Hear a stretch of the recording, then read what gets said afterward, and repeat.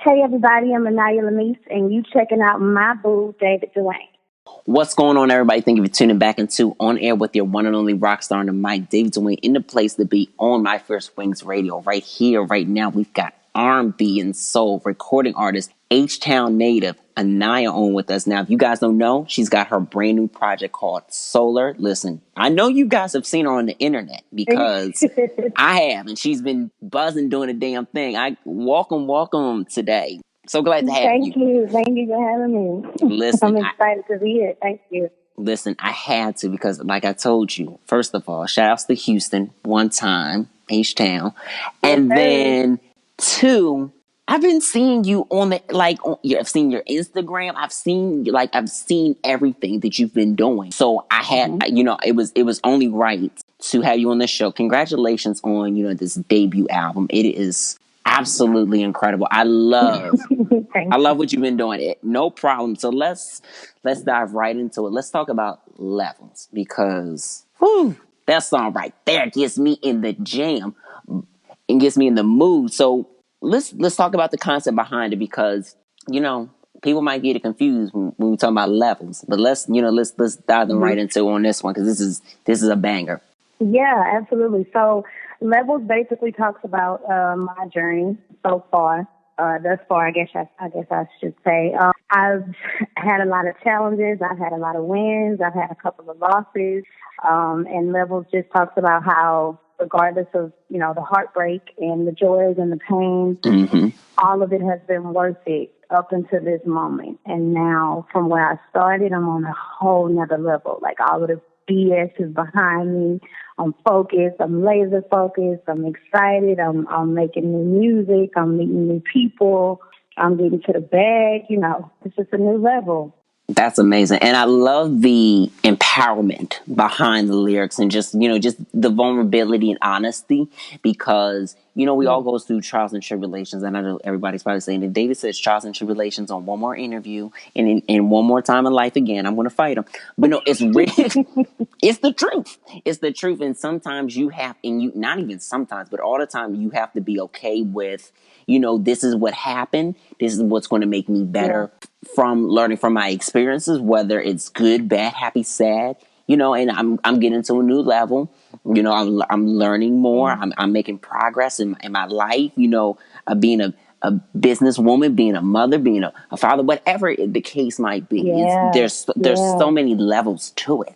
Yeah, absolutely. And I was actually a little hesitant to kind of share so much of that because I'm gangster, I'm hard, I'm tough.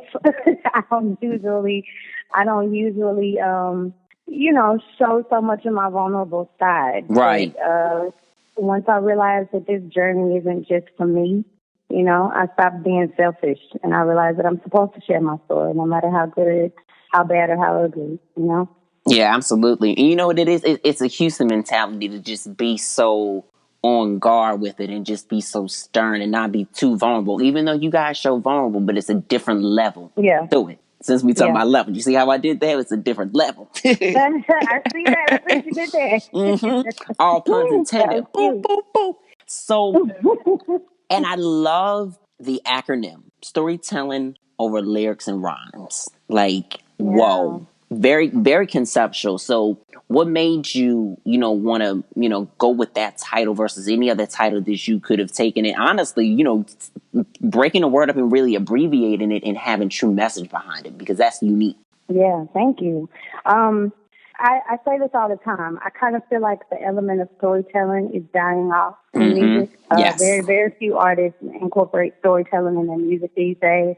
It kind of, in my opinion, this is just my opinion, I feel like it went out with the 90s. I feel like people kind of forgot to put that real feeling, that real relatable stuff in their music. So, I went with that because that's my core. I was raised on storytelling music. Johnny Taylor, Barry White, Aretha Franklin, Yolanda Adams, LaShawn Pace. That's my core. That's what I come from. So it was important to me to make sure that I put that in my music and that I make sure I spread a message.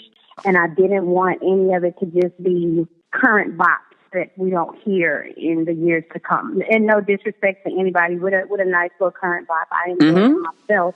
But timeless is everything. However, Yeah, you know what I mean? However, it's important that I make timeless music. I want the generations to come and still be jamming Sugar Daddy at the cookouts and the bachelorette parties and all of that type of joint. You know what I mean? Exactly. Play And music that sticks to your ribs. exactly. Music 60 Arabian. You know what? Music that also is going to be, that can be used for future opportunities down the line, like syncing and television and movie, something that really is going to have, Yeah, you feel me? You feel me? Having that yeah, for sure. real longevity. And I think that those current bops are amazing. We all love a current bop. We don't need to say no names, Yeah. no artists, no songs, no shade, no tea. Mhm. However, Mhm.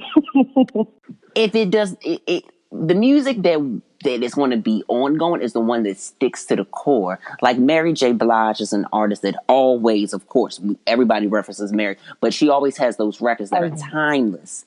Michael Oh yeah. Jackson, Yeah, Usher. because they're relatable. Because they're Mm-hmm. relatable. People, everybody's been through it. You got to name three, name five. You can name at least five, Keisha and that's Cole, a minimum. Bobby Brown. Yeah, all of them, for real. Oh, that's amazing, and I love the fact that with this project, you even though at first you were like, you know what, I don't want to get too vulnerable, but you did it and you went with it because women are going to feel that. Not only women, but men are going to feel it. That timeless Oh yeah. effort. Mm-hmm. Oh yeah, for sure, for sure. That was very important to me. And plus, my mama made sure that she taught us real music. Coming up, we Yes. used to wake up on Saturday mornings and clean the house. We wasn't even allowed to go outside. We had to clean the house first, and while we cleaning up, we listening to Patti LaBelle and like I said, Aretha Franklin and the Jackson Five and Barry White and Johnny Taylor. Like that's what I was raised on. So it's really all I know, for real. Yeah, and that's bringing it back to the roots of music that was really just something there. And I love that we do have the artists like yourself that are always keeping the 80s and 90s type of timeless efforts in their music where Yeah. you know the influence is Yeah. there because that was a It just moment. feels good. Right, right. And it feels so good. It just feels good. Yeah, it definitely does feel good. And I want to say your social media following, okay? Let's get right into that for a moment. Is Mhm. in freaking sane. Like what? What? Yeah, it is pretty crazy. It came out of no man. Every time And I then talk about this, it just kind of it still blows my mind because it really came out of nowhere. so let's talk about it. And even for those who aren't following, but they need to, as they listen, they need to be following. So boom, make sure y'all hit the follow on everything. How is that feeling? I guess I really want to know when you think about how social media has really helped you, progress with your music career, and then the likes of these incredible Man, man. people loving what you Whew, do. yeah, yeah. It's still mind blowing. I still wake up having trouble believing in myself, and we're going on 2 years now. So I Like started Jamie off with Foxx, like, oh my gosh. oh yeah, Jamie, and we actually talk quite often now. That's pretty crazy. Mm, Him, Tiffany Haddish, let's see, comedian Lil Rel, Jamie Foxx, Leo, Maxwell. That's the one that really pushed me over the yes. top. Like Maxwell, he came. He said, "Yo, you're amazing. You are light." I'm like, "What, Maxwell? You know me?" That blew my mind. That threw me for a loop. I had to call my mom immediately, and I was like, "Mama, Maxwell know me." I had Maxwell is tapped into new talent. Man, It's ridiculous. listen. To get that recognition from Maxwell, I was like, all right, God, I see what you're doing. I started off with 4,900 followers when I first got into putting my craft on social media. I appreciate social media though. It could be a blessing and a curse. It depends on what you're sharing and the messages that you put out. You know what I mean? For me, it just so happened to work out as a gateway into my career. And I thank God for that. I had 4,900 followers when I started, and I have 1.7 million now. And my video went viral within like 48 hours. I went from 4,900 followers to over 200,000 in 2 days, and it's just been climbing ever since. That's incredible. Yeah, it is. It's pretty That crazy. is incredible. So for you, do you keep your notifications on, or are your notifications shut off with so much traffic going on to your socials? Oh no, no sir. I had to turn them things off because I'm a mommy. Right. I have an 8-year-old, and that's my first job right there. So Absolutely. the music is secondary to the motherhood. So no, I had to turn my notifications off because it kind of gets a little crazy, and I try not to let that part of my life interfere with home, because when I'm home, I belong to Austin. That's my son, and I want to make sure that he knows that. I don't want to, because it all happened so fast for us. Our lives changed pretty quickly. You know what I mean? We elevated kind of within a year. You know what I mean? Like, things went from it just being me and him to he's having to learn how to share me with the world now. So, Wow. nah, no notifications when I'm at home. I keep that separate from the house for sure. Yeah, I could imagine turning that off because it just be too much going on. You'd be like, this person commented, this follow here, then it'd be like, oh, wait a minute. I really want to Yeah. toss this damn phone, but I can't because I need to work. Yeah. Mommy gotta work.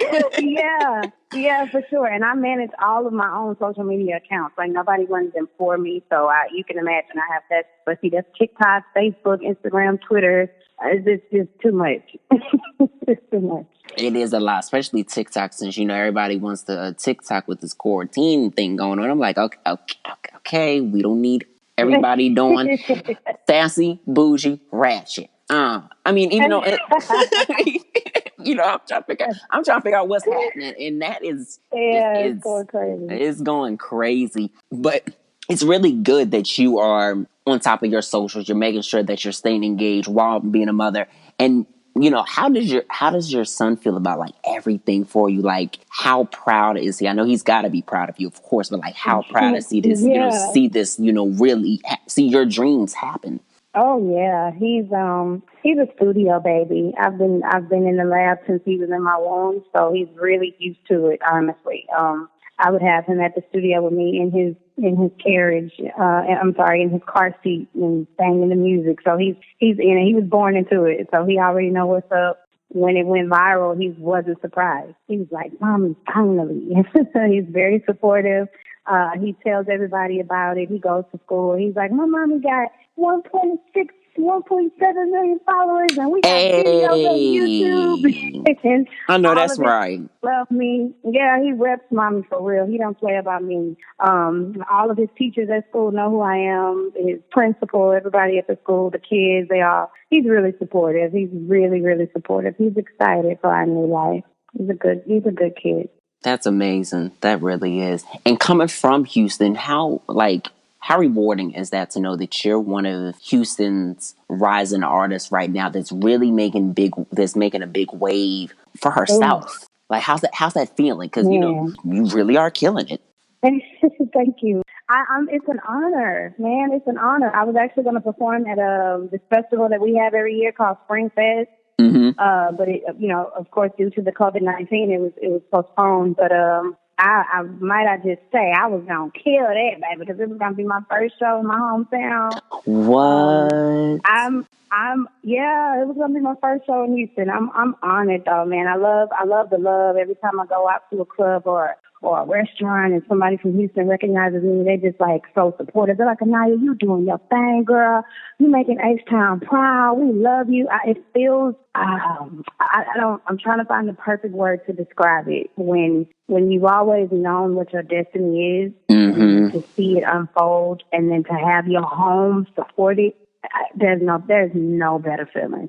That's true. It's nothing short of a blessing. It feels absolutely amazing. Right. Especially because there's so much amazing talent in Houston. And I try to tell people there's talent in Houston. Y'all just don't be paying attention. And it's so hard to break as an artist in Houston. That's another thing too that a lot of people have no clue.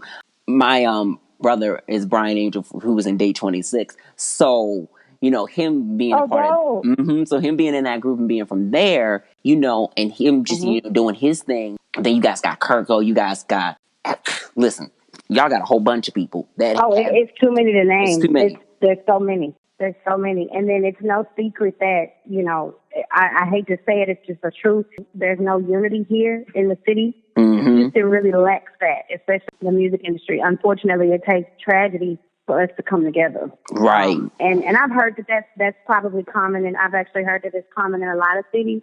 But for there to be so much talent and so many gifted individuals in this city, I wish there was more togetherness. I really wish there was more unity. But unfortunately, you got to leave Houston and go be popping somewhere else before they really get on your train. Mm-hmm. And when you come back home, they love you. That's just how that works, unfortunately. So now with this project, I know that it's still brand new. What have been like the top 3 favorites of yours, would you say?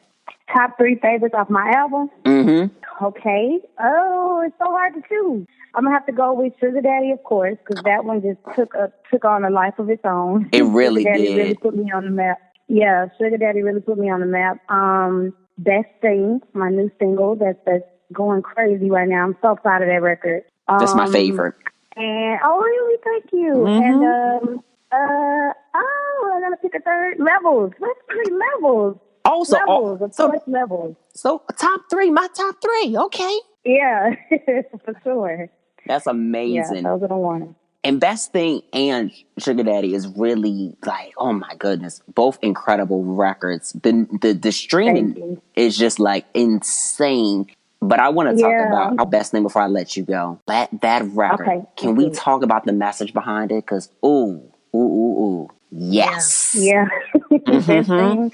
I feel you. Like I said, I was so sad to I was so reserved to share that vulnerability because I had never let anybody see that side of me before. But then, when I realized, like I said, my journey isn't my own, and I can't possibly be the only female that's dealing with we're going to say a F-boy. Mm-hmm. And I just wanted to make sure that I opened that door to show women it's okay to be heartbroken. You could bounce back from it, because once you realize when he left you and when he didn't reciprocate that love, when you was in love all by yourself, and when you walked out the door, it was the best thing you could have ever done for yourself. And no lie, the day that I let him go, my future just started to blossom literally right in front of me. Like, I was so in love that I was holding myself back from my own dreams because I was so focused on making him see me that I didn't even see me. You get what I'm saying? Right. And I feel that thing just spreads that message.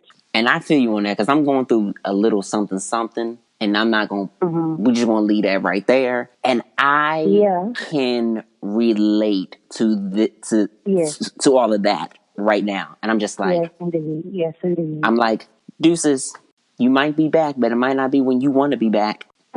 Yeah, that's right. Best Thing is medicine. It's medicine for heartbreak. It's a prescription for heartbreak. That's exactly what it is. It's a very healing record. And I got to say, this project is so phenomenal. Congratulations again. Thank you so very much. Thank you so much. I'm humbled. I really am. Absolutely. So thanks for this interview too. I'm saying thanks and all this other stuff. We saying thanks. We laughing. Thank you so much. I really do appreciate chatting with you, hear more about, the project and, just how everything has been for you, because it's been a journey, just following your journey on social media and just seeing how, everybody loves what you're doing. Keep it up. I'm sure you will keep it up, but definitely keep it up for sure. For sure. Thank you so very much for having me. You and your family be well. Thanks, you too. Stay safe and stay prayed up during all of this madness. Thank you again. Absolutely. So let the fans know where they can follow you on social media in case they're not already following. Yeah, absolutely. So on all social media platforms, it is Inayah _Lamis. That's INAYAH _LAMIS. Inayah Lamis. Hey everybody, I'm Inayah Lamis, and you checking out my boo, David Duane.